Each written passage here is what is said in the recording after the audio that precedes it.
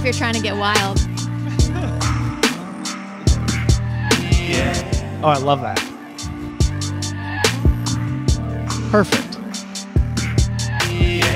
We've already got a good connection. We're throwing beers to start the episode. Ladies and gentlemen, boys and girls, welcome to, I think this is 403 of the SAP. It is Dave, Neal with Tasha, Courtney, and our new friend, or my new friend, David. Now, how do Loughnot? Is it Loughnot? Did I get it right? I coached him like 45 times. Yeah, and I was like, like Lou Bega, and then no, like number 5. And then I started singing Lou Bega's number 5. And then I was like, I'm going to call him Lou number 5. And then I came up with a Loughnot COVID-19 parody for Mambo number 5. Mambo COVID-19. You got to make a remake. I got to get it out before this episode comes out because someone's going to rip me off. But anyway, thanks so much for coming to the roof today. Thank you for having me. It's a gorgeous spot. We're drinking. I love when I can throw somebody a beer. There's something so nice about tossing a beer. Like there's no other a man connection. Yeah, if I gave you a banana and threw it to you, it wouldn't have the same sort of gravitas as a Pilsner being chucked because there is a little risk involved there. Yeah, if you drop that, it's gonna explode everywhere. And it's just it's almost like an ego check for each other. Like I have to toss it in a good way, but you have to receive it. It's like a double play we're going for. Oh, absolutely. And I feel like especially depending on where you grew up, but just about everywhere. It's like one of those things like when you're like a little kid, like, at like a parent's barbecue or whatever, everybody else, like you see the other people doing it and you're like, that was so cool. Yeah. And so you're trying when you're younger with the Coke or the Sprite and then like, inevitably it bursts open. It's just never the same. It's never, and then here we are. And then that smell, this is a good one. These aren't, I bought these on irony alone from Trader Joe's. It's called Simple Times Pilsner Beer. And this is just a sip back to the simple life before the pandemic. Oh,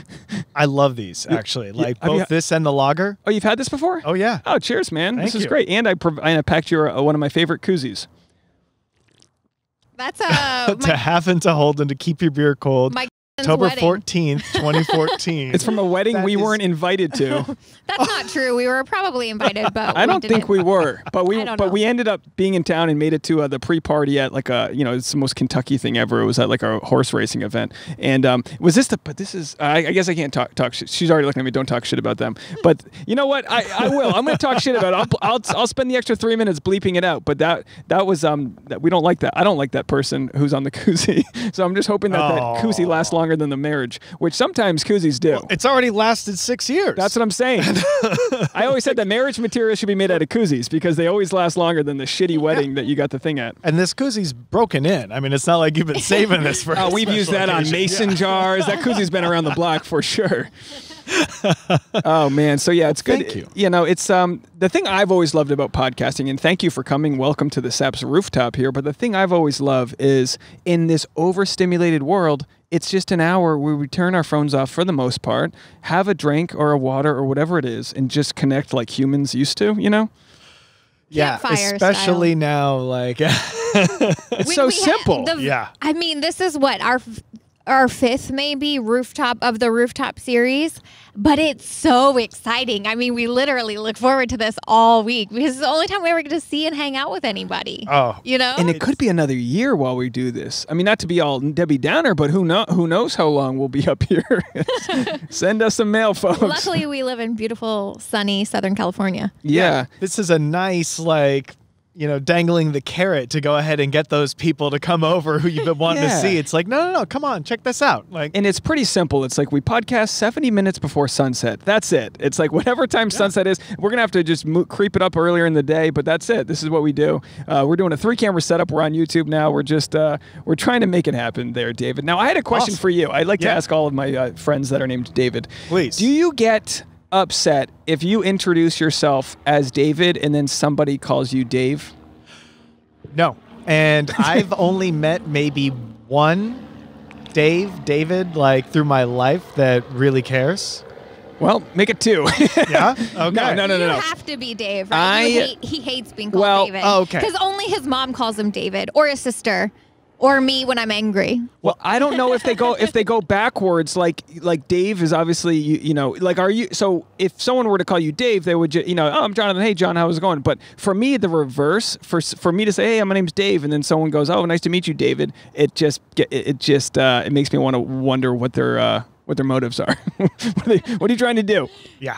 How did you decide that David was it? Do you have friends that call you Dave? Oh, isn't that? I literally, I don't even know how I introduce myself most of the time. I feel like I've always known you as Dave. Okay, yeah, all right. Just kickball, I don't know, like Terry's quick and easy Dave. Yep. Okay, then I thought you were just a strict David. So now, you're an ambidextrous Dave. Absolutely. You're all the way. Whatever. Because for me, David pays the bills. That's it. If someone serious needs me, that's on the birth certificate. But yeah, it's just something. It's a reflexive. Like I know my sister's talking shit to me if she's David Cullman. And then Tasha. I don't think you've ever seriously called me David. I don't think I could take that seriously. No, I feel like the only time I've called you David is because Dave and Babe have the same A sound. So when you're in a crowd, I feel like you don't really listen for Babe, right? Because everybody calls everybody Babe. So David is like a little more like makes your ears perk up. Okay. I definitely with Dave, it's like there's so many names where it's like even like Gabe, I've confused it when I was coaching AYSO, actually. Like, we had a kid named Gabe, and one of the parents was like, Gabe, every time. Absolutely. I thought they were trying to get my attention. Mm-hmm. When I was the same way with Josh, because Josh and Tasha, is that a short A? You're the long A. Do you get any other names? Tasha. British people say Tasha. When I was, my first job ever was to deliver newspapers in my hometown, Portsmouth, Rhode Island, shout out Ocean State, and it was an old folks neighborhood, Oakland Farms, old folks. I'm talking, I had to rememorize people's names every week because, whenever, the movers came, you knew someone was done. They were out. I don't know. It was a cookie cutter, but everyone called me Steve because Dave and Steve. Do you ever get Steve? No. See, I don't know. I don't know if that's just they were deaf or what, but Steve and Dave do look alike when you're looking and not listening. Oh yeah. It's the V, so it's almost like by the time someone thinks they hear your name, they're piecing it together. So after weeks of me correcting, I was like, 13, and the guy's like, "Oh, thanks, Steve," and I'm like, "It's Dave," and then 3 weeks later, he's like, "Thanks, Steve." I'm like, "Have a good one, Bob." I became Steve. That was my new name. I don't know. And somebody calls you Steven, you're like, no, don't do that. That's actually my father's name, my late father, Steven. Oh. Yeah, so Steve and Dave. Maybe there was a connection. Maybe there was some subtle connection there I didn't even know about. Interesting. I don't know. But anyway, the good thing about this chat is I'm flying under the radar here with you. I don't know much about you. Are you married? Are you? What's? Tell us about you. I'm sorry for Tasha if you're, rehearing everything, but I don't really know too much about you. No, it's been a while since I've even gotten to catch up with Tasha. So, yeah, Tasha. It's Tasha. Yeah, Tasha. Sorry, as in the old English. Yeah, I'm actually just 10 days before shelter in place hit. I moved in with my girlfriend, and so we moved in, both from our own places into a new place, and she has 2 kids. And so all just moved in together, first time living with children, but 50% custody. So it's like we get that like break time as well. Oh, that's fun. Is the custody split up like weekends, or is it? It was that way, and it just recently tried out a week on, week off thing. And I simply have to say, as a huge shout out right now to all of the parents out there who have their kids full time. Oh my God. Yeah. Oh my God. Yeah. But your girlfriend, how lucky is she to get you in there right before shelter in place? And she's like, all right, you're on duty now. Well, it's, yeah. So she just postmated a dad. Like, here you are. Well, oof. Yeah. Except at the same time, it's basically dropping me and the kids in together. And so suddenly it's like what was going to be hopefully a nice smooth transition. Just suddenly the learning curve got seriously steepened. Now, sorry. Yeah. And so she's been incredibly understanding and wonderful at facilitating all of this and helping basically handle me when I'm like, what is happening? And also with the children as well. And I am so freaking lucky because I also don't know what it would be like if we were still, if I was still at my old place and she's at her place, and then also with the shared custody, there's already enough moving parts that it becomes difficult to figure out how often can we see each other, now that it's like there's blended households kind of happening. It Very really is a strange blessing. times. Like, yeah, it is like it's all happening very fast, right? In March, you're like, okay, here we go. But what a blessing, right? Now, I'm sorry, did you say you both moved into a new place together, or are you moving into new her place? Yeah. That's the way to do it. See, I moved into Tasha's place, so it's like I've been playing a road game for 5 years. How long you been? You know? I've done 5 years time. Yeah. Oh, yeah, I've been here for like 5 years. No, we've been together for 6. We moved in. Yeah. We moved in pretty within 6 months of living together because we were doing the commute, this and that, and LA traffic will really get you to. But it's also an economics thing. It's like I was spending so much time here, I was barely going back to my place to water a plant. And I had a buddy living on my couch already. So, and my other roommates were like, "You're gonna start charging this guy?" I was like, "Dude, just take my room over." Yeah. And it kind of worked out like so simply that it wasn't a high stakes thing. Where if I needed to get out of like here, that Indiana Jones, like the weight and like the statue, and just like subbing one in. Nobody even noticed. Dude, that's how the world works sometimes. Where it's like everything can be so fluid and perfect. Now, don't get me wrong. I went from a 3-bedroom post-fraternity sort of house. I mean, these dudes were all, everyone had their own room, but there was a big pool and big shared area. It was you live in a fraternity-style house when there's just multiple living rooms. There's no dining room for food. There's just another room with a couch. Yep. And we had a third living room that just had a curtain, behind it. So we had like our bro was like the bro of Oz. And he would just, and that's what happened. He was, what's his name again? Forget his name already. He was, Josh. Josh was living in the other room. And finally we got him into my room. And then I moved here. So I went from a 3-bedroom house with a pool to a 500+ square foot apartment. And it makes you learn things about the other person because whatever you were hiding, whatever thing that you could escape is now you have to confront. And have you learned anything? I mean, obviously with the pandemic, it's a heightened situation where you're spending that much more time together. But what was the adjustment like? It was actually... It was pretty solid. I feel like we're both kind of far enough along that we had also just taken care to not try to keep that facade on sometimes. Like when, you're in younger relationships, I feel like at a certain point you are like, no, I don't want them to know like this part about me yet or whatever. But when she was staying at my place or I was staying at hers, there's this firework we were talking about. We're back in Nam, folks. Yikes. Wow. That was a close one. Yeah, and why? Oh, that was below the roof line. Yeah. There's an RV that lives there. Hey, folks, we are live. People think we put these sound effects in post. Yeah. Got a good smell to it, too. The tree burning. Absolutely. This is the case in focus. I'm trying to remember what you were talking about before a mortar went off. Koreatown. But yeah, so it was actually really smooth for us. I mean, 90% of it is really those like little things where it's like, oh, you put like the fork face up or the fork face down. Like, I mean, really, if we had a dishwasher, like everything would be easy. But bro, you're looking at it. You see that? Oh my God! I know on your thing. That's it. Oh my God! That's 3 days ago. I'm how showing. How many stitches is that? I had a lie I wanted to tell you about me having to punch a window to save a kid. Oh, but from I a listened Tesla. to the podcast, so I heard you talking about. I had a whole lie worked out. I was going to tell you I saved a kid from in duress. I was like, is it a kid or is it a chihuahua? Which one? It's a kid. It's got to be a kid. I saved him. I punched through. I don't know why I wouldn't use my elbow.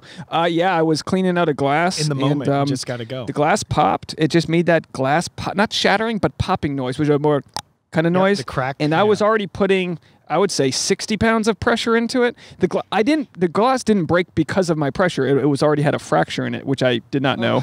So that was it. Yeah, it's like a crescent-shaped cut. And, I was trying to picture it the way you were describing it, and wow, yeah, it just stopped bleeding. This is the first time I'm actually airing it out. Oh man!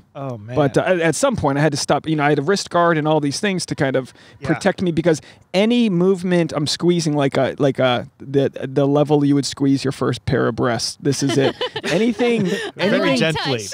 I mean, anything more than this is like I couldn't open a jar of peanut butter just because if I do, I'm ripping out these stitches. And for the most part, I'm always want to pick a scab or two, but for the most part, I'm like, let's get this fixed. We're about to go in a hot tub. I don't need any extra issues with this, but I'm so blessed that I immediately did the finger test. I was so blessed I didn't break any tendons because it went very deep.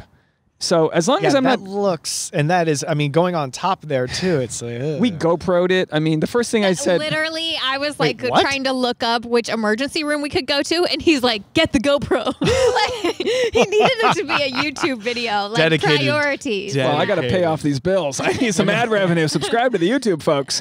Well, I mean, I was like, look, I'm not gonna. By not having my GoPro, it's not going to heal any faster. And then the poor doctor. I mean, I was trying to explain to Tasha who Doogie Howser was. She didn't know who Doogie Howser was. What? Yeah, crazy, right? I go, Doogie, the doctor was so young. It was like the young doctor, the old doctor. She goes, the autistic one? I was like, no, not the good doctor. Not the fucking Bates Motel doctor. The dead-eyed dude playing an autistic doctor. You seriously don't know Doogie Howser? No, I mean, he showed me that it was Neal Patrick Harris. I love explaining these things because it feels like I'm dating a 14-year-old. It's like, you're not that young, Tasha. Come on. But it's so funny to be like, you know, Neal Patrick Harris was 14. He was a boy doctor. The more you explain it, you're like, yeah, it's kind of a weird premise. But anyway, the point was that it was a very pleasant Asian doctor. She couldn't have been 26. And there Tasha is with the GoPro 8 4K. I made sure I shot it in 4K, you know, not 1080p. I'm not some loser. I'm getting right into that cut. And the lighting was very nice because it was the only place we could find that was open was about half an hour out of town, and it was a very nice place, well lit and everything. It looked like a movie set of a doctor's room, whatever. And sure enough, she was trembling. She was this nice Asian doctor was trembling, and I only bring up she's Asian because my mechanic's Asian, and I've never trusted a type of people more than Asians with things that matter to me. And I don't believe that that's off color to say because it is such a compliment that she was so kind. She's shooting up my cut with lidocaine. I mean, she might have done 12 extra shots. She really pumped it. She put about a golf ball's worth of fluid into me. But every time she's like, are you okay? Is this all right? She was so sweet to me. Whereas every doctor I've ever had is some chubby middle-aged white guy who just sticks it in and goes, oh, come on, don't complain, man up, you know?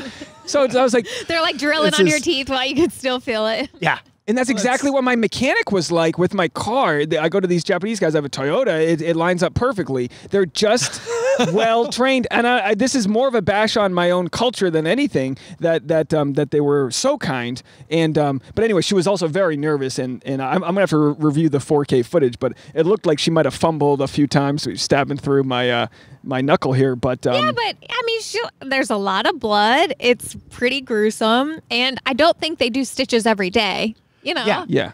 But Exactly. but also I was saying afterwards, how lucky is she that she got a guy that was just happy to get stitches. I was okay if she was fucking it up. I didn't, you know. No, I mean, like she's messing it up. Your hand looks perfect. Because afterwards you told me she was sweating the whole time and she was trembling and super nervous. And I'm trying I didn't notice any trembling. I was trying to talk to her about like pop culture because I'm just chatting and you're just having a good time about it. But I also felt like I didn't want to make it more serious. Like take a stab at it. Go for it. Dave is convinced that everyone in the office was happy to hear him just like ramble on. Yeah, for the 2 hours we were there. And I'm telling you, everyone in that office was like, this guy will not shut up. I can't believe we didn't record audio. I'm so regretting that. What? I'm so regretting we didn't bring the lavalier microphones and make a podcast out of it. We had the lady in. We had a couple of the teammates. It was a full female crew, and they just kicked ass. But you know they're suited up with multiple masks and face shields. They look like they're dealing with you know what I mean like it's a pandemic. Yeah, it's a pandemic. But you know I wasn't disrespecting them. I was just making light of it, knowing because I mean how many times do you think they have to deal with some gross ass situation? In mine it was just like I was bleeding in the knuckle. We'll be fine. Like if she had imagine if the first suture she had to deal with was like some kid's lip that busted open. She had to deal with my knuckle. I don't care if it's scars. She probably fucked it up. Who cares? How many times have our listeners heard the story of you cutting open your hand? This is the first time they've gotten to hear it. Really? This happened 3 days ago. Okay. They're going to hear it again. I feel like he had a Patreon episode. He's been talking about it on heard about it. Instagram. I was going to say, did you hear it through Instagram? No, but I was listening to 401 earlier today, doing a little homework. Okay. My Intro? my intro. I did Okay. talk about it. Sorry. The whole audience is like, we already know, Dave. I'm sorry. Sorry about that there, David. My fault. We'll move on. But anyway, yes, yes, as you said, 13 minutes later, washing dishes can be tough. Yes, you were right. Yeah, a dishwasher could alleviate some moving in stress. Yeah, we haven't you guys done... had been dating for quite a while, right? A few years? No, this was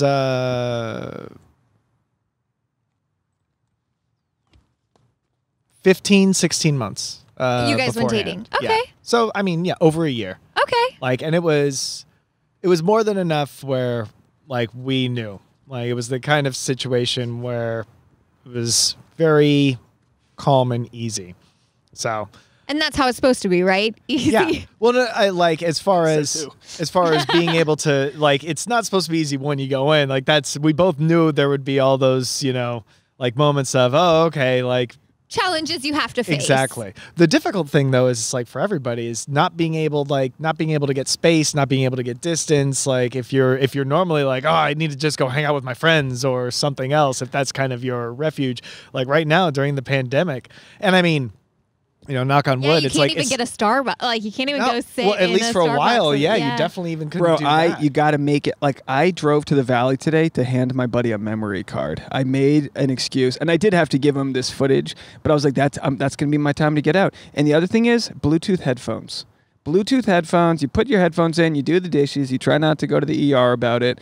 And that because for me, that's my chance to like. Get some entertainment in without bothering her and kind of just like giving her time. Because I know I can be overbearing, so it's almost like having a certain amount of gasoline you need to burn off. And I could burn it off by talking to her, which is too much, or I can just burn it off by just kind of thinking about ideas and you know tinkering with stuff, or you know what I mean. So like, do you guys have as far as love languages go and all that? Do you know what she needs from you, or are you still? Yeah, she's got like her EQ is through the roof, so it makes it super easy to just be able to not only like know different ways to show affection and love, but also then be able to address like, I'm just feeling this now. Or it's like, is something off?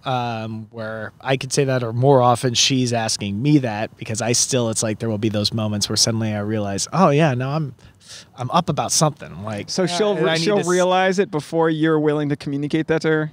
Yeah, it's one of those things where it's like, and I've gotten better because she's just so amazing at it. That like reminding you to check in with yourself. Yeah, actually, that's a great way to put it. Yes. Yeah.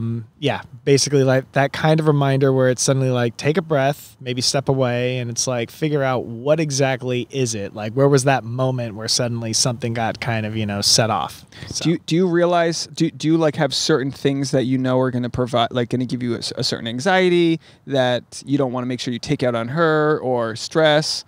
Like, is there, like, do you know of any trigger points that you have? I ask because she might, but you know, no. I mean, it's not. It's like for me, because it was super obvious because I do stand up. Yeah. So any new show that was an important show, I was just too much anxiety, which is fine to have that. But like, if I lived by myself, I would just have that. But having somebody else who's, Tasha, I would say you're a self-described highly sensitive person. So if I'm anxious, that's a lot for you to handle. Yeah, like if you're pacing around your own apartment, it doesn't bother me. But when you're pacing around me, it's bothersome. Like I came home yesterday and you were like upset at how I walked through the door, and I was like, that's not the mood I'm in at all. So like sometimes the what you think I feel is different than what I'm actually feeling. But I do have to check in and go, maybe I was a little bit of a dick. But maybe I had 17 bags. No, I just wanted to know that you wanted to help me at the door, not even wanting your help. Like, but because that's where my love language is. I don't even know if this is a combination of languages. I don't want her help. I want to know she wants to help. I'm not going to let her help regardless. Offering acts of service, not even the acts of service. That's it. That's got to be the easiest thing. It's like, babe, I'm coming to the door. But instead I was like, honey, I'm injured. It's only 72 hours into this, wound I've got here. But that sounds like you actually wanted help though. No. I was at the store. I couldn't even put a potato in a bag. I mean, I've been dropping everything. I don't want to make it more about me, but I've been a lot of shit's fallen to the ground with this grip strength here. It's better today, but the first 2 days I wasn't moving anything at all. But anyway, yeah, it was like part of a love language for me is like, I want to know that you would do something for me. I don't actually want you to help. I'm very self-sufficient, Like, I don't want you, like, I want to know, like, I'd love to wake up one day and you left a comment on my fucking YouTube video. I don't need, like, it doesn't help the algorithm. It's just like the idea, this noble idea that you would watch your video. Hey, this is good. It's like, all right, noted. No, you're not. It's not noted. I'll tell you what. I'll give you I would give you, let's say $12 for every comment you leave on a YouTube video, and I still don't think, I don't know why I chose $12 because I don't want you to rack up my bill, but it's just, you know what I mean? Like do you think you really understand what I need, Tasha? I think in general I understand exactly what you need, but I think it's a little, well, I don't want to call your needs silly, but I do think that you asking me to comment on expecting me to comment on your YouTube and Instagram and Facebook videos instantly is no. much. I just said YouTube. I didn't say the others. No, it's purely an algorithm thing. Comment on the YouTube. I thought you said it doesn't affect the algorithm. Well, I mean, geez, I'm struggling out there, folks. Subscribe to the channel for fuck's sake. But it's like, sometimes, you just want to push early on. Like I mean, look, I'm not losing sleep over it, but you even said it, Tasha. Truth is said in jest. You said you think it's silly what I need. I think it's way easier to comment on my YouTube video than me having to schlep into the valley and take astrophotography with you. I mean, that's a full commitment. Like you like quality time, which is way longer than me being like, you're going to take a shit. So just comment on the YouTube video. You could literally just copy and paste whatever everyone else is saying. I'll make that a daily activity now. Yeah. So I challenge you to that. But anyway, so it's like, but it took me a while to be like, I don't want, like, I just don't, I've never needed quality time from Tasha.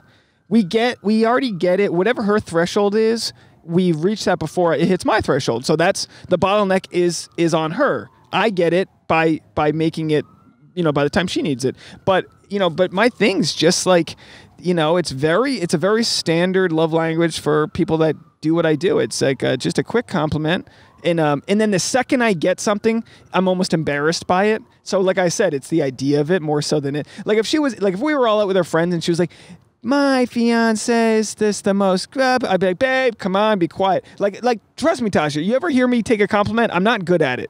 I switch it around. I'm like, oh, come on. Yeah, whatever. But on the inside, I'm like, woo, we got it. We got one. I'm good for the week. Man, take that compliment. Come on, take run it and with run. That. Yeah. Take it and run. I mean, it's just called thank you. Oh my gosh. Oh. But you know what I mean? Like there was this thing went viral, I think on Reddit, where someone was saying, like, what's something guys want to hear? And then there was like a simple compliment that was like you're doing good. It was like a very simple, like you're okay. And then it was like hundreds of thousands of upvotes. It was like so simple what guys want. Affirmation. That's it.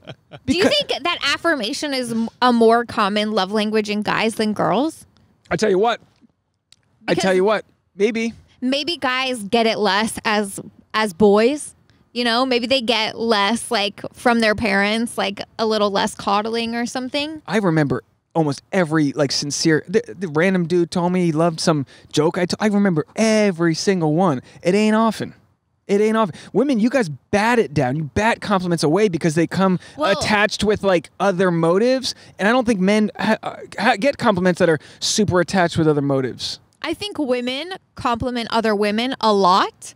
And then I think women receive compliments from men a lot. Yeah. So I think in general, we're just receiving more compliments maybe than guys are. Well, this is a good time to sneak in my compliment because I must say, 5 weeks into the summer rooftop podcast series, I think you've got the best fashion sense. Oh, thank you. I've yet to be able to sneak in the sunglasses, but it's real good. We have a real good look happening right now. The way the sun's setting on your outfit there. I mean, very good. Would you agree? Much appreciated. Absolutely. Well, I mean, luckily I got a heads up that there would be green chairs, so I was able to coordinate the shoes too. Very nice. We're going to green screen the whole thing. We're going to completely change the outfit. Yeah. Do you know? What do you require to feel love? The affirmation, like words and acts of affirmation and support, which actually my partner and I, like, we're both very strong. I feel like in that we're both, regardless of whether the Myers-Briggs test, regardless of whether that's actually debunked or worth anything, like the descriptions of the personalities, we both scored like the same, and it's the champion. And more important than like whether the score is right, it's like reading the description of like somebody who will, lift up other people, see the good in other people, and also like, just fight for certain causes or help people out. We both are basically that kind of person. And so it really like we feed off of each other a lot, like with respect to just daily activities, hobbies, political activism. It's all like we, push each other, support each other. I mean, and it's fantastic. And then really just strong at, communication and then making sure the other person's heard, which I don't know. I don't remember if that's, how that is a love language, but I mean, really at some point we may end up running into the time issue, but shelter in place, like, we're seeing each other so much now that it's like there's no way to even know if that might potentially be an issue as far as like just spending time together, making enough time for each other. Yeah, that's what I would say. The best we've been good at talking about the positives of the pandemic, because obviously we're all aware of the severity of people that are suffering and of course the economic issues, but the positive of living in a city that has built itself on a crazy rat race. And we're all told, don't do it for a minute. And it's been fine. And don't get me wrong, we're going to have to find a happy medium between what we have now and going back to that world. Like I'm going to have to go back to staying up at night and certain things that cut away from what we've built here, the comfort we've built here. But it has been a very unique and hopefully only time we'll ever have to deal with this as far as the global pandemic goes in our lifetime. But it's almost like cutting away all of life's obstacles and going back to like the basics, which is cooking dinner and in waking up and just not having to be part of this crazy schedule. Like, how have you guys motivated each other or kept sort of your spirits up during this whole process? I would say, honestly, like the spending time together, cooking, having meals, and then just making sure we also make time together to be able to talk over things. But something you're kind of, touching on as well that both her and I are really curious about, like how this shakes out, where it's like you were talking like culture and everything before, and I feel like this is part of the culture, and everybody's starting to realize just how kind of drained they were feeling. Yeah, I think. And hollow, I would say, like our previous culture, like the way things were. It's just like how much it's like, wow, we really didn't have time to like, sit around and like, just chasing that carrot stick. Yeah, exactly. And it's just constantly hustling. The status quo is to be burned out, overworked, underpaid, have a side hustle. Out. Yeah. And do we really want that? Yeah, it's given us the opportunity to get back and maybe reflect on what's really important to us. I think it's so awesome that companies are realizing that work from home is totally possible, or just remote working in general. And I'm so excited for the people who are going to be able to leave a big city that's sturdy and maybe have a better quality of life somewhere out in the country, that's more suited to them. But this would come with problems though, for like people like me that I like to go to the coffee machine and tinker around and ask Joe how this golfing trip was. Like, it's like, this might be you've been back to work, sparingly. And like, there is something to be said about being forced, again, not necessarily on some crazy stressed out schedule, but being forced to interact with others. And that's the problem with a lot of people we're lucky to have each other. You got, all of our friends are living alone. You don't know the kind of psychological toll that you're putting on yourself sometimes. I think something that's interesting about that is I think a lot of us get our social time, fill our social well with work because we don't have a lot of spare time for friends outside of work. Ding, ding, ding. Exactly. And so we really feel like we need that office environment because that's where we're seeing our friends, our work friends, and catching up on what's been going on. And that's you need that social interaction. That's definitely something that you have. But are those necessarily the people that you would choose if you had more time for choosing your friends? I don't know. Maybe. But it's funny when I studied abroad in France, we were always I was talking to Tasha earlier about how you can't judge someone when they're too young, because we were talking about the Covington Catholic kid and how she was like, he's a piece of shit. And I go, look, you can't judge a guy till he's sort of evolved, at least from what he's learned in college, because you're so young, you're still an imprint on your parents and whatever shit that they put you through. But I was thinking in college, I'm a junior, I go over and I'm like, America, no one works harder than us. And my buddy was like, actually, the French have the highest productivity per hour worked. And I was like, huh? What? Lazy French? What are you talking about? And it's so true. It's so true that when like you have a sort of in the world where you do have a little bit of a social umbrella or something to like take care of you, you're not worried about wiping out your savings because you got the something, or there's a certain level where that a lot of people are realizing is that the people that were covered by unemployment, the people that were like taken care of and just told to like just wait, they kind of did okay for the most part. So just knowing that you're going to be okay is such a better motivator than knowing you got to work extra hard to make ends meet. Well, and better outcomes too, because all of that stress compounds, like not knowing if you're going to be covered health insurance wise, not knowing if you're going to be out on the street the second you lose your job. Like all that stress translates to health problems. It translates to like what did they call it? An early mortality rate or something? Like how annoying was I in the winters, because I worked a job that relied on tips, that like there were days where I'd spend more money on lunch than I would make. That's not a world where anyone benefits. The company doesn't benefit. I don't benefit. The economy doesn't benefit. So it does make you wonder, how's your creativity been during this whole process? Have you been able to still, because I saw in your Instagram bio that you have some Medium articles. Have you been writing for Medium? Yeah. I mean, this is self-published. Like, well, I just started. I just started doing that. I think that's so cool that you can self-publish, and they can random people can see what you're writing. Has that been a creative outlet for you? It definitely has, and it's been. But my biggest issue is just basically accumulating a stockpile of 3/4 completed articles on various issues, and just not getting them across the finish line. Well, perfection's the enemy of good, right? Exactly. And so I need to definitely get a few of those across the line, but it's been it's very difficult also to tease out what exactly is due to maybe shelter in place or the pandemic or whatever, because while watching society just totally fall apart, like everything you guys are talking about with like safety nets, etc., like we're looking at people don't have it, like the $600 a week for unemployment, like we're not getting that. And so now people, like there's the small fraction of a safety net that we might have had is in serious danger now.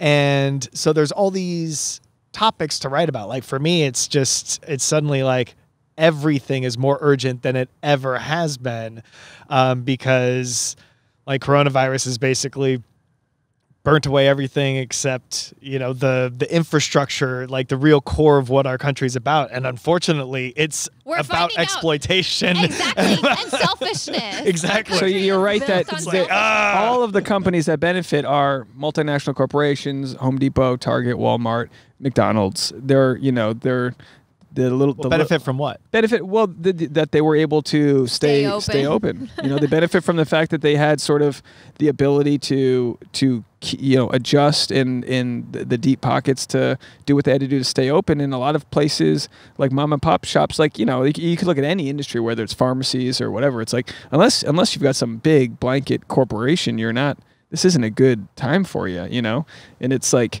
you see little like people are trying their best. We talked about innovation with the podcast. This building right next to us, I was walking the dog, and there's a pizza place in the valley, and they open up here 2 days a week just to sell frozen pizza. So they've pre-cooked it, shrink wrapped it, and so instead of worrying about like getting a hot fresh pizza, they just sell it to you in like a 3-hour window. So you drive up, they sling you the pie. Sort of like picking up your CSA box. Yeah, and it's like So it's like this. We tried it early on in the pandemic where we bought a vegetable bucket from a farm in the valley, and you show up and they slide it to you, and and it was cool. It was super organic, good food. We enjoyed it. It was a little pricey, but that's what sucks. It's like we ate all of it except the beets because I don't like beets. No, we had a beet salad. We had one beet salad. I choked down a beet salad. But awesome. The carrots that they just ripped out of the ground, and they had a couple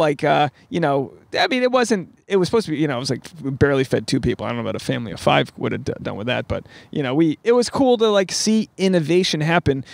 And you hate that it's built on necessity. And unfortunately, what do they say? Like 40% of these companies aren't going to come back? Something like that? Something crazy like that? Well, here's where I'm curious, because you are the smartest political person I know. Every time we have an election, I'm like, okay, let's see it. Let's see about the recommendations from Dave over here on who I should vote for.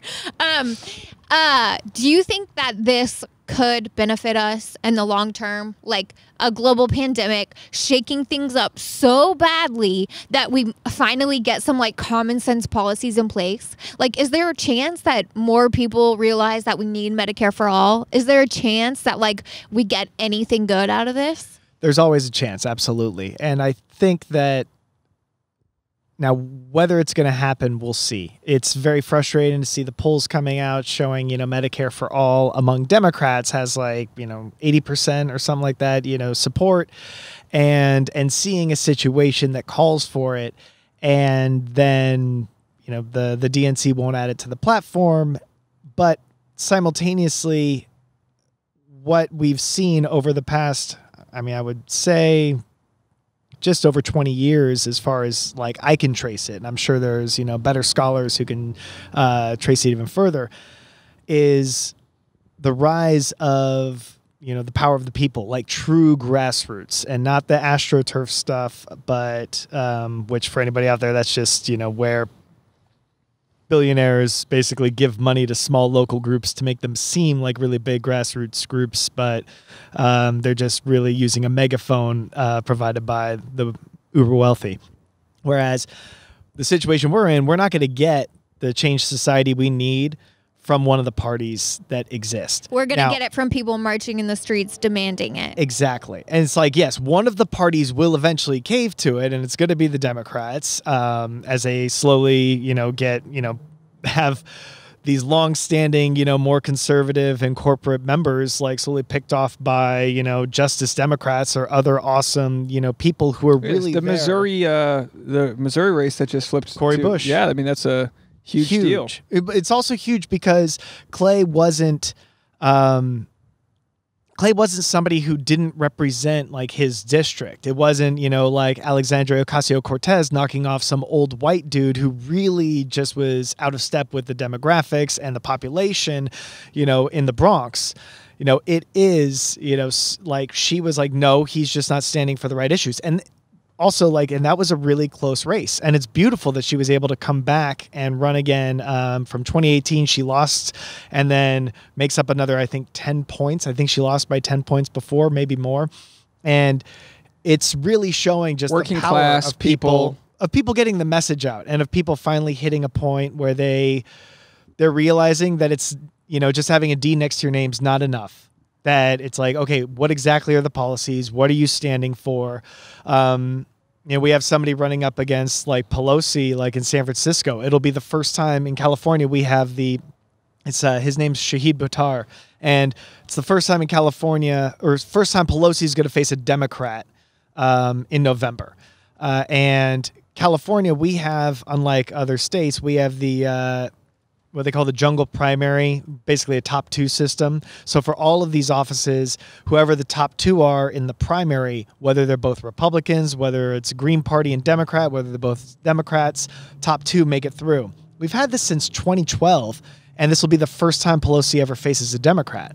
And so I'm also honestly, very curious to see what's going on there and how it ends up shaking out. Yeah, it's very interesting, even if for people that don't follow politics, that the whole political map has been, adjusted with Texas and Michigan and different states, that they're changing their viewpoints. People are moving around, and it's taking away a lot of what like the electoral college sort of strategy was, because it isn't what it was 8 years ago. It's just it's everything's up for grabs. I don't know on the presidential level what's going to happen with Biden.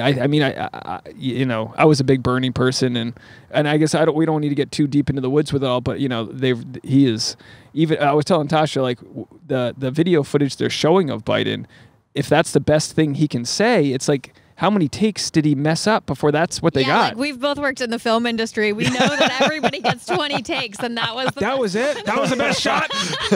We got it in the can.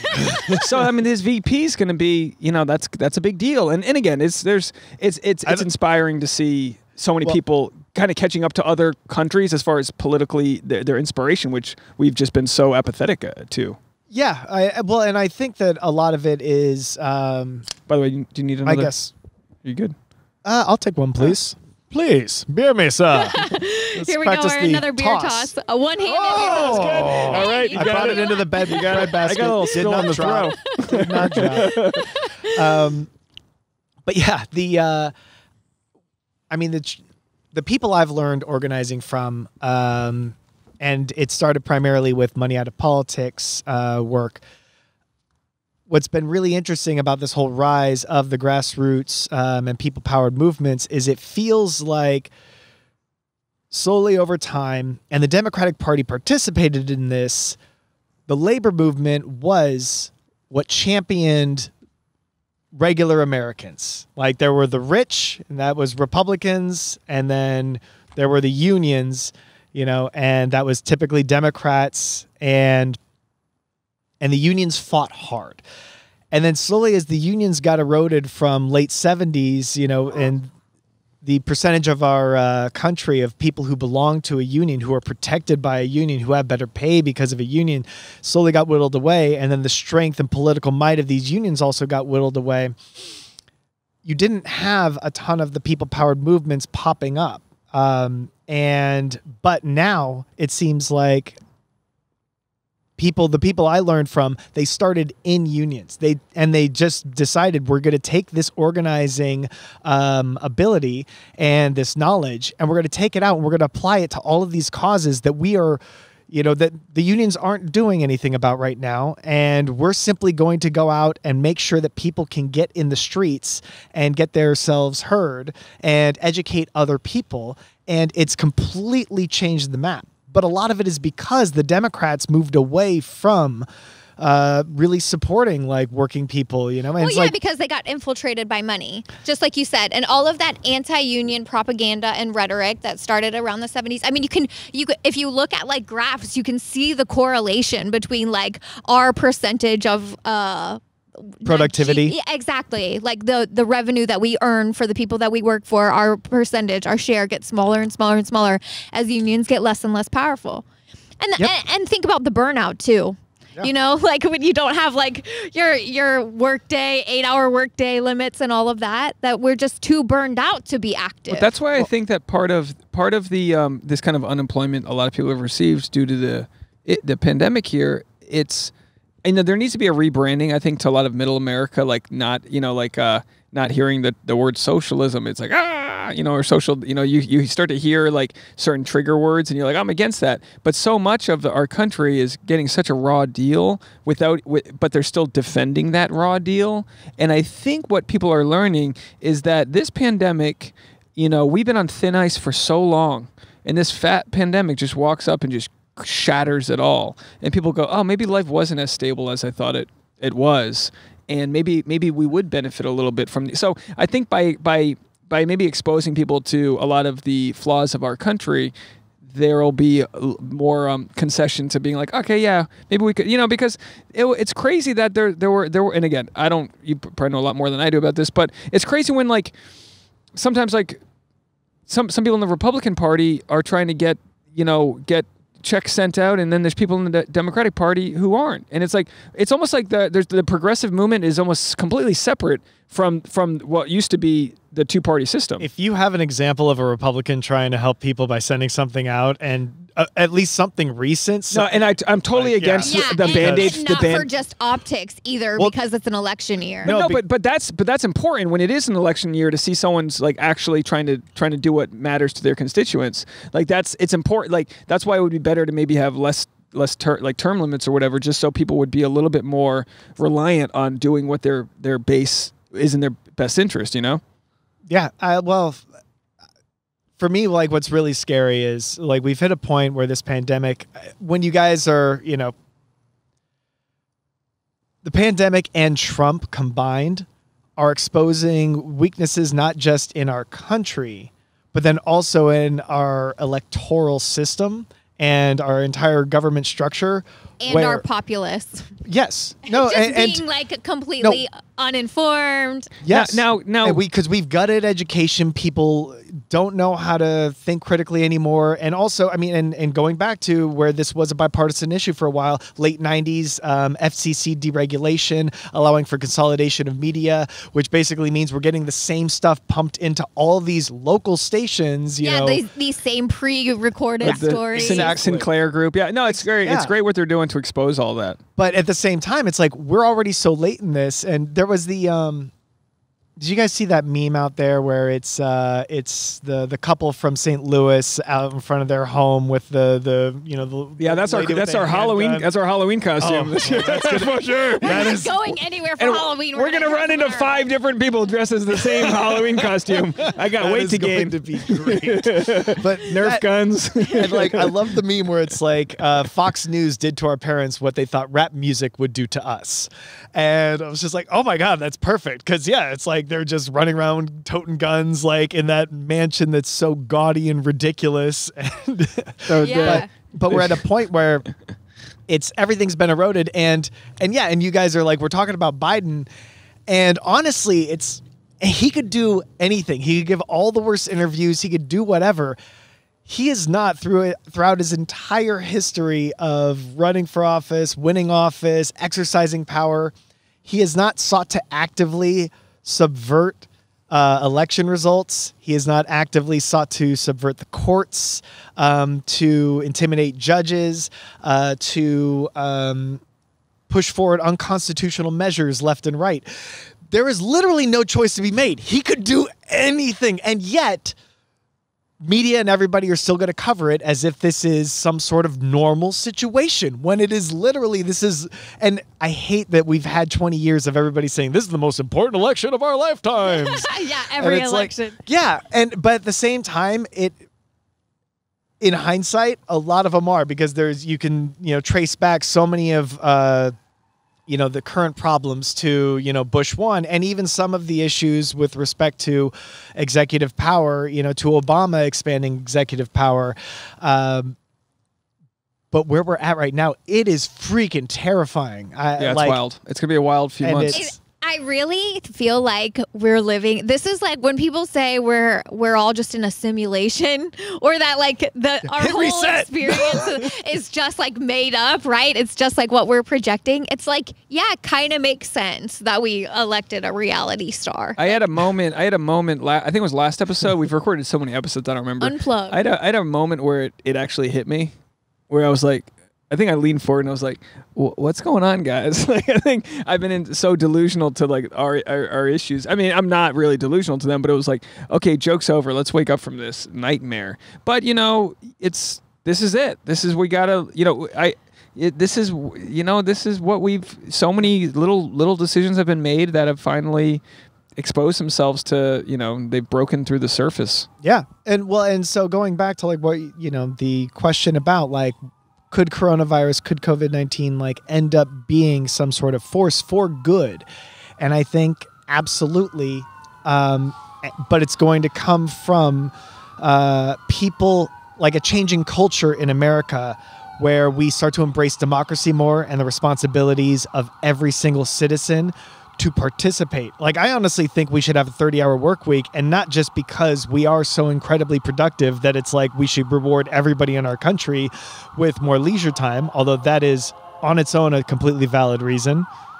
But I think we should also be doing it because in order to have a functioning democracy, people need time to participate. People need time to get out and actually care about the issues. And time to get educated. Exactly. I mean, who has the energy to be looking up, We're too damn tired, Tasha. We're too damn tired. We ate too much fast food. We don't have the time. I always like to point out the sunset, as you know, and we're enjoying the sunset right now. It's gorgeous. The sun has set behind the Hollywood Hills in Los Angeles, California, and we are here just enjoying it. This is part of that, like, can we undo things or whatever? It's like just trying to remember to take those moments to like appreciate a sunset or Isn't that nice? A pretty flower. There it goes. Watch out for the fireworks that might hit us in the forehead, but in the meantime, we have a nice sunset over the hills. Those hills with those beautiful homes that we don't live in. But I told Tasha after the election when I was thinking about it, I was like, 2016? Actually, yeah, after 2016, okay. It does feel like yesterday. It does feel like a month ago. We're getting so old so fast, Tasha. Please stop the aging. Stop us.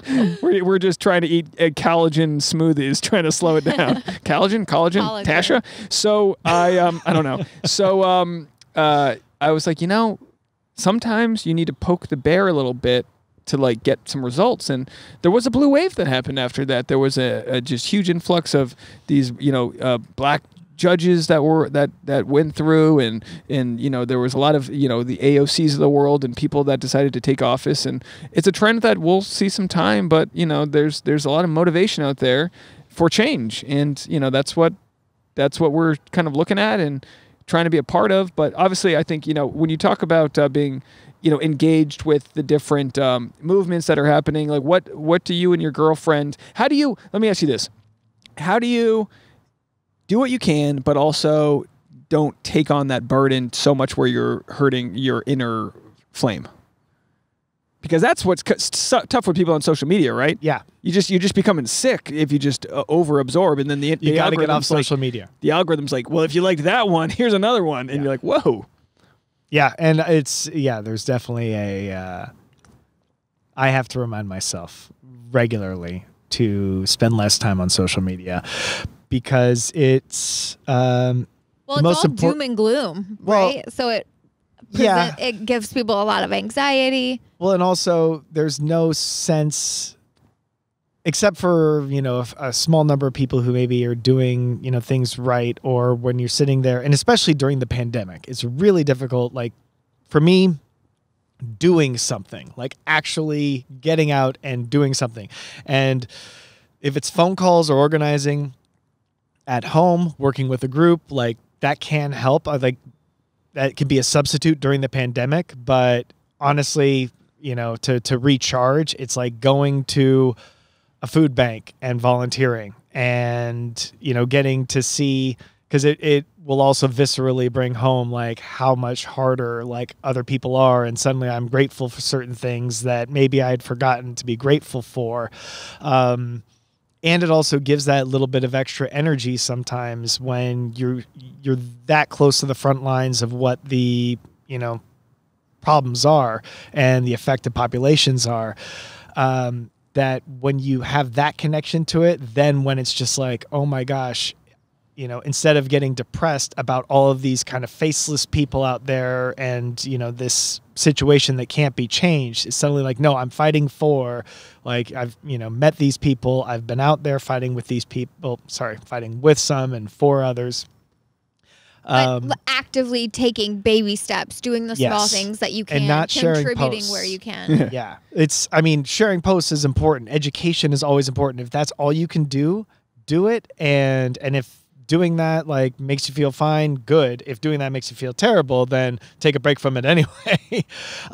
But for me, and I think it's honestly, it's kind of like a self-love language, to tie it back into what we were talking about earlier, where I've met people where they are 100% okay with never getting out, like getting their hands dirty, being at like a protest, being at a food kitchen, but simply maybe doing data processing or shooting out emails or text banking, and that for them is invigorating. I'm not that person. Like, I need to go out. So for example, like here in Los Angeles, actually Walk Good LA, like they do every Saturday at 2:00, across the street from Los Angeles High School on Olympic and like Rimpau. They start there and they do just a march. They go down Olympic to La Brea, up La Brea to Wilshire, down Wilshire, I think to Rimpau again, and then down Rimpau back to the park. We're stopping traffic, etc. And it's about Black Lives Matter and also elevating voices of different causes to just make a better world. And that's been so therapeutic and so cathartic. And there are people who will look at that and be like, but you're not doing anything. And But you're participating. Yes. And sometimes, I think people are afraid to go to a protest if they've never been one before, or if they don't have a buddy. They don't know where the meetup is. They don't know what time. They don't know if they should bring a sign. Go to David Luna's Instagram. He's got the whole. But it's just about like a small piece of participation, right? To feel like you're really like participating. You're really a part of this movement of change. Yes. Exactly. And you find the community, and we're hardwired to feel better, and once again, it's not going to be 100% of people, but human beings are hardwired to feel better when we're around like-minded individuals, especially like if we're in some sort of struggle. And so it will typically like make you feel better. And for me, like having those moments to do that, like that's key. But I also try to divide up my activism among tiers, where there's kind of like a long game and short game, as far as what I'm working on. So, for example, like ranked choice voting can help us break the two-party stranglehold and could help reinvigorate American democracy in a way that we've never seen in the history of our country. But we ain't going to get that passed for 2020. It's not going to, well, I mean, some places already have it. And we're not going to have it ready to go right now. So that's one of those things. Do you really think that ranked choice voting is going to happen nationally? Well, no, it's already happened for states. So, for example, like Maine does ranked choice voting. They only have like one representative. So it's a statewide election. They just did ranked choice voting for that. And it worked. San Francisco did ranked choice voting for their current mayor, London Breed. And what that election ended up being was London Breed is like kind of the more centrist Democrat. And then there were two leftists, like, or left of, her running. And they basically went around campaigning saying, vote for me and vote for them number 2. And it was fantastic. And it took them a week to count the ballots because it was so close that it's like, as they kept eliminating other candidates and recalculating, like the lead changed back and forth. Much more concerned with the bigger picture. Yeah. But that's one of those things where we need to reinvigorate American democracy, because I think everybody kind of understands, or if you don't understand this at this point, you haven't been paying enough attention. But it's like we really need to reinvigorate our systems, because the way that they're being eroded right now is really exposing a whole lot of the issues that we have. And so we don't need to just, and the biggest concern I have about 2020 is, and I think a lot of people on the left even had it about Hillary potentially winning in 2016, is that all of this activism on the left would suddenly disappear. Because we feel like we got something, even though we got have the nothing. White House. Yeah, but that which doesn't is mean very anything symbolic for us. and not much Especially change. when you think that our party is really, it doesn't have the democratic values that we think it has. We got to have David back on before the election. You got to come back. Would you come back before the election? That'd be fun. Because I'm worried, because we have about 10 minutes before we're going to be in the dark here. But could you? Do you have a little bit of time? Because I wanted to get into the polygamy stuff, but I have to pee so bad. Polyamory. Are you going to have to go pee? Yeah, sorry. I meant polyamory and I said polygamy. All right, go. We're going to keep going. Go pee. Okay, yeah. Yeah, go. Run. Take your headphones off. Jesus Christ, you're about to run away. Keep talking about whatever you want to talk about. But we're going to talk shit about you. Back, let's jump into some polyamory. All right, go. Okay, I'm coming. Bye. No, she's back. She ran away. Do you need keys? The key. Jesus, Tasha, Courtney over here. Yeah, we're going to talk all about you, Tasha. We have lived together for too long, like so long, that we are, the thing I look forward to the most is, I'm not looking for anything crazy like my own master bathroom. I want my own sink, okay? I just want a sink, because sometimes you want that Jack and Jill sink. Oh man, because in when she'll constantly talk about how, like, I forget to put the toothpaste lid on the toothpaste. Fuck that. That's the least of my concerns. I want to dig into a sink, wash my face. I don't know if you've been down there yet, but it's small. It's a small area. It sounds. And we'll I have not. We'll pass out, wake up on the couch and they have to get ready for bed. And next thing you know, we're like timing our toothbrushes and like one person can't bend over and spit on the sink without the other person in the way. And it's like, we're not looking for big things in life. We're so if anyone out there can donate me a new sink, just let me know. Do you have the space for it? No. Yeah, a new sink with a nice place. It doesn't have to be a nice house, just an apartment, please. Anyone out there? So we actually, I'll take this time while Tasha's gone to promote the Patreon.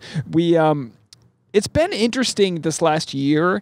I've always been against the idea of the Patreon. Are you familiar with Patreon? Yes. So I've always been, why would somebody support me? Yes. That's my Catholic upbringing, sort of like, what do they need to do? Why would they ever support me? I think it's also a very American thing. Like, no, I'm asking for a handout or something. There's a visceral like, ugh. And then I'm like, all right, I'll give away an episode for $1. Tasha's like, you need to raise the price. She's got like what I would consider this just very hopeful yet crazy negotiation idea. Like, you're worth more than that. And I'm like, no, I'm not, honey, I'm not. But last February, right before Valentine's Day, so this is, geez, what year is it now? 2020. So 2019 Valentine's still 2020. Day. Wow, still, what a year, folks. Was we found out that iTunes was going to feature us. And I was like, look, I got to get the Patreon set up for iTunes because that could be a big deal. Now, was it a crazy big deal? No. Like, they put us in like a small batch of their favorite relationship-based podcasts. It was nice and all that. But it was enough. It was enough for me to be like, I got to get this thing going. And I have to say, we kind of hover around 20 to 25 Patreon members. So that's like a percentage of our audience, like 1 to 3 or to 5, whatever it is. 3% of your audience is willing and loyal enough to do that. And we have several in England, somebody in Mexico, a couple Canadians, Americans. They really do scatter for who they are, but it adds up to a point where it's been so great to offer that, and if people don't want it, they have 6 years of free episodes. But it's been something that's been so nice to do as one of those, like, if you build it, they will come type of moments, I hear you. And like, that's just something I wanted to share. It's like something that I've always had that mantra, leap in the net will appear, yet I have been resistant to the limitation that we're not on a major network. We've got a loyal audience. They're amazing, but like, you really got to search for it. You got to really find us because it's a clogged system. Our ratings are good, but so it's been great to do those extra weekly episodes, those extra kind of rooftop, phone calls where the audience, they show up, they're loyal. So that's awesome. Creatively speaking, like, do you have anything that like you would do if you had the audience demand? Because it feels like creatively you go, if they want it, I'll do it, but it's not there yet. It's so hard to create without that demand. Yeah, so for me, what I've been wanting to do, and there's something I've worked on, which is kind of, it started as a Civic Sundays, and it was basically like a civic church. And one of these things where we're talking about like culture in America, and I literally just want there to be basically like a church of democracy, because I feel that the history of America in so many ways can be boiled down to fascism versus democracy. Like, even when we were founded, we were just kind of like a fascist democracy. Fascist meaning like just white men like with all the power, and we had slavery, and it was so terrible in so many ways, and yet it was such an upgrade from nobody having any representation, in their government. And so anyway, moving forward, it's like, I honestly think, and regardless of what your actual religion is, or whether you're atheist, and I'm personally atheist, but it's like the idea of building community around something like that and getting people excited about that is what I'd be, very happy about. And then probably just doing like silly videos on the side.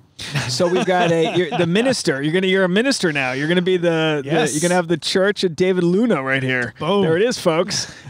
You really hit the nail on the head when you said community, because when I think about, because I also am. Tasha's back, everybody. Yep. She's got a winter jacket on. Exactly. Tasha, we were filling time. We really got to get to the. We're gonna lose light here. We're gonna test the ISO levels on our cameras right about now. Okay. Okay, well, never mind. No, finish your thought. Community. I was just saying, like, exactly. One of the things, I'm personally agnostic, but I do miss that community aspect of church that I grew up in. Even when I moved to LA, a lot of my girlfriends that I know through modeling are Christian, and they go to, you know, local churches, and they would invite me, and I'd come sometimes.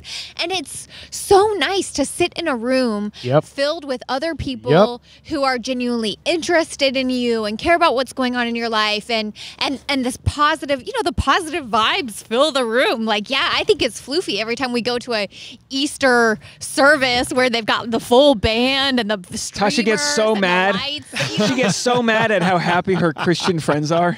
She's so mad. No, I mean, when did I talk about this? Oh, maybe on our last podcast, that like I'm sort of envious of just the kind of like blind optimism that a lot of my religious friends have, because I feel like I'm naturally sort of like a cynic, you know, like, or just not a pessimist, but like a realist, and all of my friends who practice their faith just have faith, you know, they have optimism that I don't really share. I don't work out that muscle, I guess, as much as I Well, I'd like to transition from talking about religion to what you had mentioned before you had to take a bathroom break, polyamory. Polyamory. Now we do have to go. We got probably 10 minutes left here, but this is something that as a podcast that talks about relationships.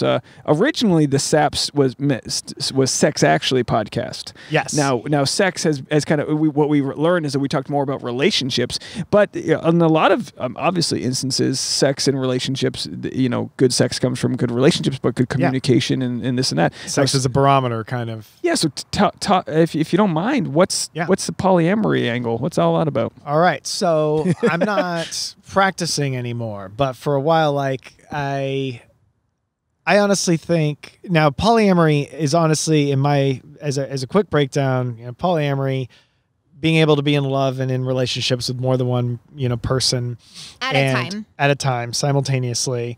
But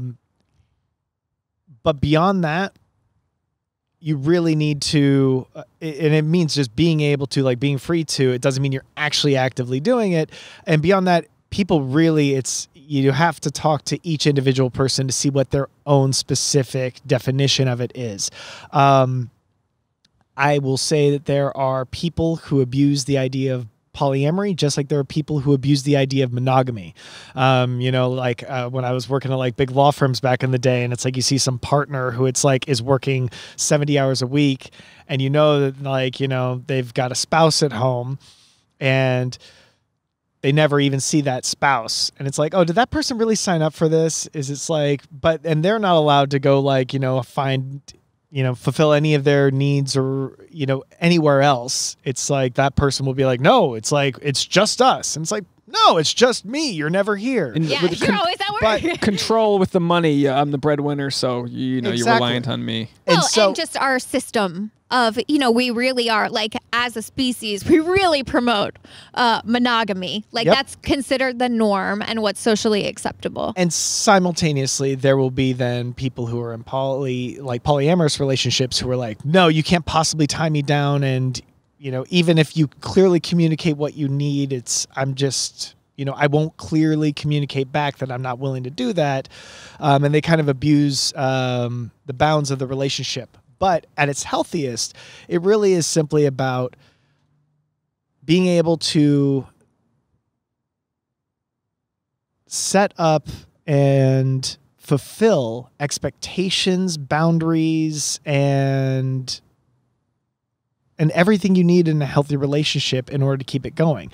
And it's based on the simple idea that we don't always, you know, being with one other person won't satisfy everything you're looking for in life in a relationship. And so what I often, you know, point to with people is, you know, you'll have like really good friends or people that you're really intimate with. And, you know, the people who are all about monogamy out there will say, you know, well, that's as long emotional, as, you know, well, and some will say, as long as you're not having sex, it's fine. But other people will get upset about it and say, like, that's emotional infidelity. Yeah. And that is a perfect example of, it's like, well, okay, so then does your partner really know that they're not allowed to have any sort of close friendships? And where exactly is that line that suddenly they're not allowed to cross? And so for me, polyamory, it was something I got into simply because intellectually speaking, I hit a point where monogamy just made no sense. I was like, this is clearly, just bullshit that, we were handed down by our parents and by society. And it's like, it's the default. But the white picket fence. Yeah, exactly. Come on. It's like, no, but I'd blow you for a white picket fence at this point. Let me tell you that. And a sink. And a sink. Tasha missed that part. Yeah, I'll blow you for a sink and maybe a fence. What do you need? But it's when you kind of like hit that point, then it was like, okay, well, intellectually speaking, this makes perfect sense to me. And so at the time, I was like, well, I want to try this. And I was lucky enough to have a good friend who was polyamorous. And he was able to point me to some resources as far as books and stuff online. I was able to read a lot. But honestly, it's like when you're finally in like, a real poly relationship where you're negotiating like days of the week to see your partner and everything. And a lot of poly people have jokes about like how Google Calendars is like, they're like, there's always a relationship with Google Calendars. No matter how many people you're seeing, you also have a relationship with your calendar because you're going to spend that much time trying to figure out stuff. But it really ends up, I grew more in my first year. I grew more emotionally in my first year of a poly relationship where my partner was seeing somebody else in Los Angeles than I think I had in like at least a decade before that, where it really forced me to confront like insecurities. It really forced me to figure out whether there were things that I really needed to feel fulfilled in a relationship, or whether something was an insecurity that I could actually get around by simply talking it out with my partner and then getting to the point of, oh, you know what? I don't feel as insecure around this anymore. And so I feel better. I can do without that. And it's amazing how much like it was one of those situations where when I was forced to just sit and deal with my insecurities and jealousies and anything else and do the work necessary to kind of whittle away like, well, what is actually something I want out of my relationship? That's a priority. Exactly. And so, and also at a certain point, then it's like, well, then do I get that from another relationship potentially? And you negotiate that with your partner at the time. But it really boils down to communication, right? Yes. What can I offer you? What can you offer me based on our needs and our skill set? 100%. So if there's any ladies out there that want to comment on my YouTube videos, let me know. Could really use some help out there.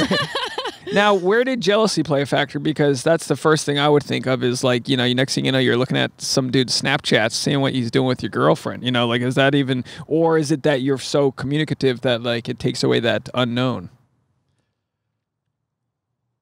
No, there's there's definitely, and I think everybody has a different sensitivity to jealousy. Like for some people, there's just a visceral feeling, and for some people, it's also rooted more deeply in like a fear of abandonment. And so for me, like it helped me work through some of my own underlying issues regarding, like insecurities about, potential abandonment. Whereas I also know, I've had partners where they're or been in relationships where they're like, no, like there's a visceral feeling and I can kind of, deal with it. And so I just don't want to see like photos of it. Like if you're not posting this stuff online, and you can start to negotiate out like those particular pieces. But yeah, I never was in a situation where, and so I was actively poly, I would say for 5 years, 6 years. And I was never in a situation where it was like I was buds with a guy that was also dating a woman I was dating. And I have had friends who do that. And for me, it was something I was always like, that's theoretically possible. and it would just be a new thing to kind of navigate. But yeah, it's as far like as the next. It's like leveling up on your challenge or your difficulty. It's bringing community into like. Let me tell you something. Relationships. I would do a few more planks if we were in a polyamorous relationship. I would have a much tighter core muscle. I would be definitely not a schlub. Now, I don't know if our listeners necessarily know this, but the way that I've understood poly relationships, just from friends who have been in them, is that typically there's like a primary relationship and then there are like secondary relationships, correct? So it's sort of like seniority. Yeah, you got your main job and your gigs. Kind of takes precedence, and then the others sort of revolve around that. Is that correct? Yes. Okay. And so theoretically, you can have something that's kind of non-hierarchical or anarchist polyamory, and it's where it rejects any sort of, setting these sort of boundaries. In practice, and I'm sure there's plenty of people that you guys, might be able to invite on to speak to those. In practice, for me, simply because of the finite nature of time and scheduling and everything, there inevitably ends up being some sort of hierarchy. You're going to end up basically prioritizing certain things, unless, for example, you are just the kind of person where it's like, no, I'm working, 80 hours a week, and so I will just see, my romantic partners when I can fit them in. But if you're way talking more like about transactional there. Yeah, or even just for me, that becomes almost like a friends with benefits, but like a wider kind of group potentially speaking. And and it ends up it's absolutely something that somebody could want for their life and customize around. But once again, you're just going to have to be really good about communicating and also really patient about finding partners or looking in the right kind of places. But it really ends up just being a situation where you're going to need to know exactly what you want yourself. And yeah, I think most of the time for ranking, the majority of polyamorous relationships fall into some sort of hierarchical relationship where you're going to have a primary and then you have everybody else. And so theoretically, your primary is going to be the person that you make, more concessions to, and you need to kind of check with them a little bit more often. Of course, all this can be, negotiated, and it should be openly discussed and negotiated.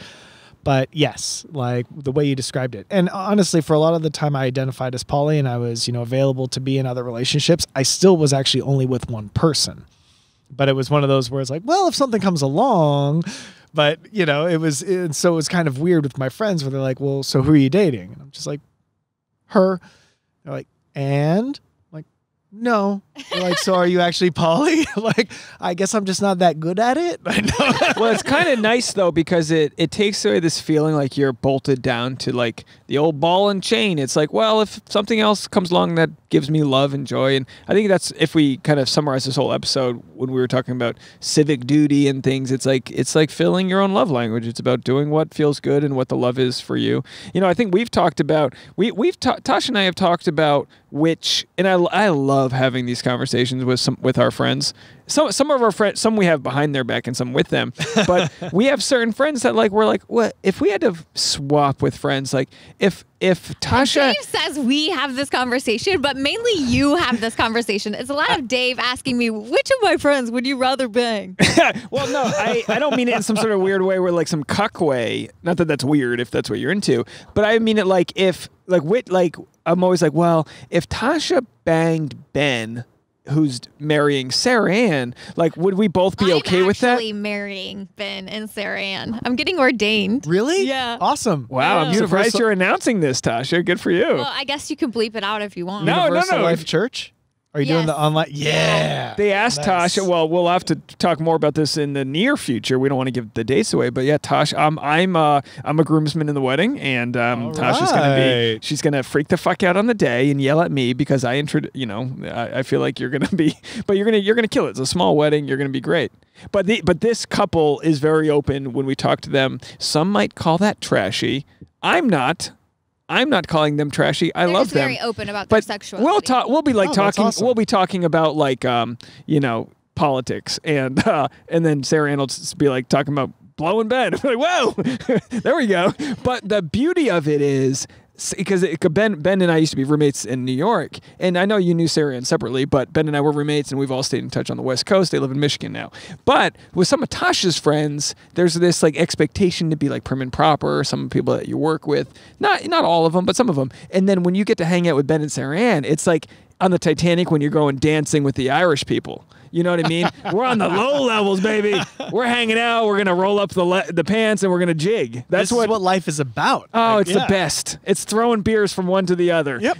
We're not serving each other caviar. We're chucking drinks at each other. That's what they are. They're kind of like, there's a little bit of a rednecky kind of coolness to it. And I'm all about that. Pontoon boats, country music. That's what they're all about. But so when I think of which of our friends would we be good at like swapping? Well, we've either talked about swapping or like watching, and I always go, if we had to walk by our friend, like say all of our friends lived in the same building down the long hallway, but one of the friends had their windows open. Like the open. red light district with all the windows. Yeah, but which one of them, if the windows would open, would you turn around and be like, we'll watch that? And I would say them, and even Darren and Claire. I got a whole slew of friends that I go, oh yeah, like Darren and I are such good friends that I think in a second we like if Darren told, like if there was a scenario in which your life had to be saved by Darren banging you, I'd be like, hop on, Bubba. Like, I love Darren. He's my brother. Like, I know that sounds weird, but if I found out that you were like went on a hike with some dude I wasn't, you know what I mean? Like it's so backwards thinking. So you think in your polyamory world, you would rather know the guys? I'm saying if there was a scenario where we were like out camping and it was Jonathan and Marina, she's 8.5 or 9 months pregnant, so pre-pregnancy Marina. I love that we're using all real names here. They don't. Luckily, our friends don't support us and listen, so it's totally fine. But in that scenario, if Jonathan and Marina and you and I were sitting down having mushrooms and we all decided we would all just kind of like roll around together, there's a trust with friends, and I'm not saying that would ever even happen. These are all hypotheticals, but there's a trust with these friends that I go, that to me is better than like if you had to like seek somebody out because I wasn't good enough for you. You understand that? I get that. I mean, as far as I mean, this is where, for me, it's like polyamory really bleeds over into so many different areas where it's like some people would be like, well, no, that's swinging or, exactly. This swapping. sounds a lot more like and it's like, but it's, I mean, how is that really different? As long as you're still communicating about everything and it's outside the bounds of monogamy, then wouldn't it technically be polyamory? And for me, a lot of the time, like that's where the definitions of it are gray around the edges. Like I personally think polyamory can be used to incorporate a whole lot more. And the way it ended up working for me was I just really want to be more communicative about things. But what you're talking about, I totally get it. Like absolutely, because that would definitely, he's happy like where he is, she's happy where she is, she's happy where she is. And this isn't first date conversation. This is like just saying, we're just so close. We love our friend. We love these people so much that like I struggle to think of which of your friends that would work out with. But I'm not saying I don't know of like some of you, Josh and Amy, or I can't even imagine. Like there's just certain scenarios that I couldn't even imagine that crossing the paths. But my buddies that I'm just like so close with, I just go. Anybody you're taking mushrooms with is. Yeah, I've never done mushrooms, but I'm just saying. No, yeah, that's how. Someone get me on board, please. Help me out. Let's go. Send them over to the roof. Let's go for it. Don't do them on the roof. Episode is the mushrooms episode. Just like tie me to the center of the roof. Tether me off. No, but I think we. For a lot of people, the dip your toes into polyamory comes because you want to grow your mindset, right? It's like a curiosity or a wanting to just challenge your mindset. Like you said, what did you say? Something, about that I'm not fulfilling your needs. And maybe it's not that you're not fulfilling my needs. Maybe it's that you're okay not having to be the provider for each and every one of my needs. Well, it's like with stand-up. that nails a lot of it. But yeah, I had a female comic ask me about my stitches. We'll tie it all back to the stitches. And she goes, she goes, "Oh, are you okay? Is everything all right?" I go, "I think I'm okay, but thank you for asking." And I'm not saying Tasha wasn't there for me. She was, but it was like, I just got mothered. This felt good. And it's like with stand-up, I go out and I you perform with different people and you bond in a certain way, and I can get my love language filled from other places outside of my relationship. I'm not picky with where I get it all. No, of course I want Tasha to be the one that naturally fills up my love wells, but I think it would be draining to expect that.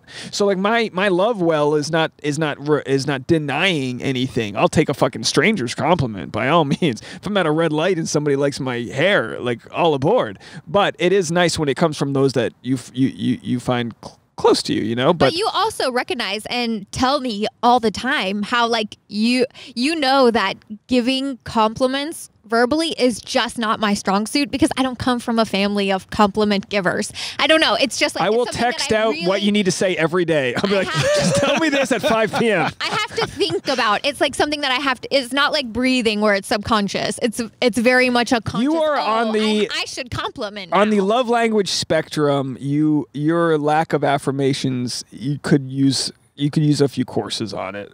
We could teach Tasha how to just give a compliment. Hey, like, listen, if anyone's out there listening, tell your man right now. Just say, hey, blank looks blank today. Just insert something about their body. Go to Madlibs this. Yeah, Madlibs a compliment to us. That's all we need. We're up here on the roof in the dark. We got to get you back on. If you ever want to, we'd love to have you back on before the election. Absolutely. We're gonna be gone. Tasha's got some weddings to ordain, I guess. I've been calling her. Awesome. I've been calling her Sister Mushrooms Tasha in a forest. Yeah. Maybe there a you go. kind of swap thing. Yeah, if she blesses us with her ordained your sainthood. I like Sister Tasha. I think if we do hashtag Sister Tasha, people can comment on your Instagram and we'll know that they listened this far into the episode. But anything you need to promote there, Tasha Marie? Nope. No, nothing new to promote. No new blogs written. I'm very much slacking because it's been a busy week. If you want to send her one of those priest shirts with the little white cuff on the top. Collar? Yeah. I think they're called Dickies. Dickies, yeah. We looked them up on Amazon. I'm going to get her a full priest. Isn't that for a tux? No? It's what priests wear. I don't know, or ministers, but they were selling them on the Get Ordained website. If anyone has any tips for Tasha on different... Actually, that's something that I really could use if anyone wants to write in and give me, like, I don't know, your favorite, like, love Bible verse or quote or something, or just help me figure out what I'm supposed to say. Yeah, if you could plug at the wedding. I've done that, and it's so much pressure. It really is. It's just like, oh, this is supposed to be like a day you'll never forget. The biggest day so far. And I'm supposed to be the one consecrating it now. And I've asked a couple times, like, so what do you guys want me to say? Like, do you want me to include personal stories? And they're like, whatever you want is fine. And I'm like, you're giving me no guidance. No, and I had friends do the same thing. And then they had, like, there were, like, groomsmen and everybody there who were like, hey, just keep it as short as you possibly can, man. We want to just get over to the bar. It's like, oh, God, you're the only ones giving me guidance, and I think it's really bad. I said Tasha needs to lead with saying that Saran blew Gooch on the pool table at their first date. That's what has to happen. That's not what I'm going to say. I'm going to bleep that whole part out. Don't worry.